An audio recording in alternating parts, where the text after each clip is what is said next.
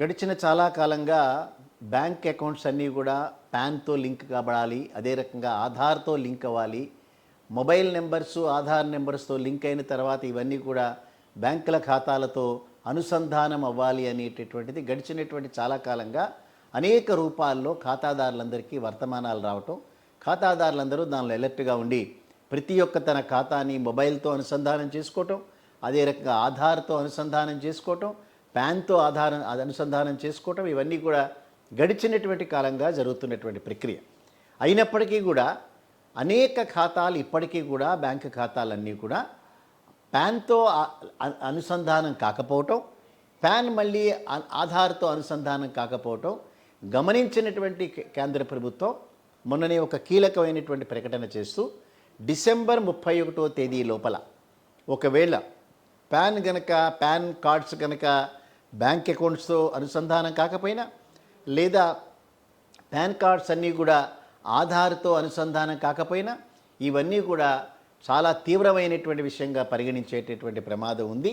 అందుకని 31 డిసెంబర్ లోపల pan card కనుక ఈ రకమైన అనుసంధానం కనుక జరగకపోతే ఆ పాన్ కార్డు డీయాక్టివేట్ అయ్యేటటువంటి ప్రమాదం ఉంది అనేటటువంటి చాలా కీలకంగా ప్రకటన చేశారు. సో దాని ప్రకారం కనుక మనం చూస్తే రేపు 31 లోపల ఈ రకంగా అనుసంధానం కానటువంటి పాన్ కార్డ్స్ కంప్లీట్గా డీయాక్టివేట్ అయిపోతాయి.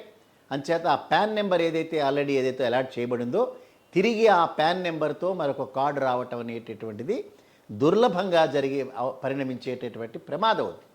అందుకని ఖాతాదారులందరూ కూడా ముఖ్యంగా వారి వారి బ్యాంకుల దగ్గరికి వెళ్ళి, హోమ్ బ్రాంచెస్కి వెళ్ళి వారి యొక్క ఖాతాల్లో పాన్ కార్డుతో అనుసంధానం కాబడి ఉందా, అదే రకంగా పాన్ కార్డ్స్ అన్నీ కూడా మొబైల్తోనూ ఆధార్తోనూ అనుసంధానం అయి ఉన్నాయా అనేటటువంటిది తప్పనిసరిగా తెలుసుకోవాల్సినటువంటి అంశం.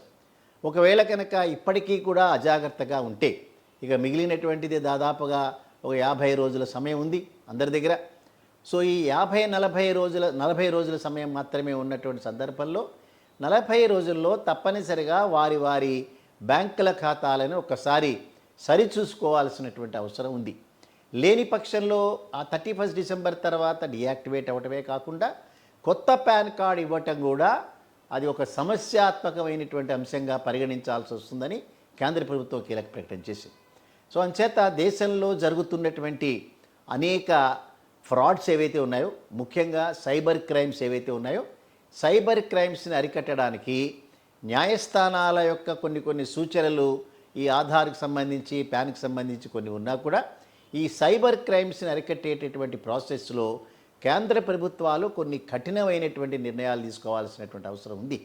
అదే రకంగా బ్యాంకుల ద్వారా జరిగేటటువంటి అనేక ఫ్రాడ్స్ ఏవైతే ఉన్నాయో వాటిల్ని అరికట్టాలన్నా, ఫ్రాడ్ చేసినటువంటి వ్యక్తుల్ని ఐడెంటిఫై చేయాలన్నా, లేదా ఒకరి ఖాతాల్లో ఉండేటటువంటి డబ్బు వేరే ఖాతాల్లోకి మారుతున్న సందర్భంలో ఆ జరిగినటువంటి ప్రక్రియ ఏదైతే ఉందో దాన్ని సరైనటువంటి రీతిలో ఇన్వెస్టిగేట్ చేయాలన్నా pan card, Aadhaar card, mobile numbers ఇవన్నీ కూడా చాలా అత్యంత అవసరమైనటువంటి విషయాలుగా ప్రతి వాళ్ళు గమనించాలి, అందరికీ ఉన్నటువంటివి.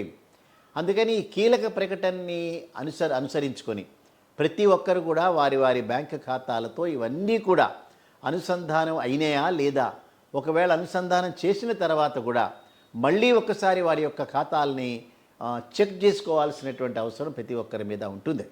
సో ఎక్కడో ఒకటి ఏదైనా పొరపాటు జరగచ్చు, బ్యాంకుల్లో జరగచ్చు పొరపాట్లు, వాళ్ళ యొక్క డేటాని ప్రిజర్వ్ చేసేటటువంటి ప్రాసెస్లో కొంత డేటా డిలీట్ కూడా అవ్వచ్చు. సో ఇవన్నీ కూడా జరిగేటటువంటి అవకాశం ఉన్నటువంటి నేపథ్యంలో తప్పనిసరిగా ఖాతాదారులు వారి వారి జాగ్రత్తలు వారే చూసుకోవాలి.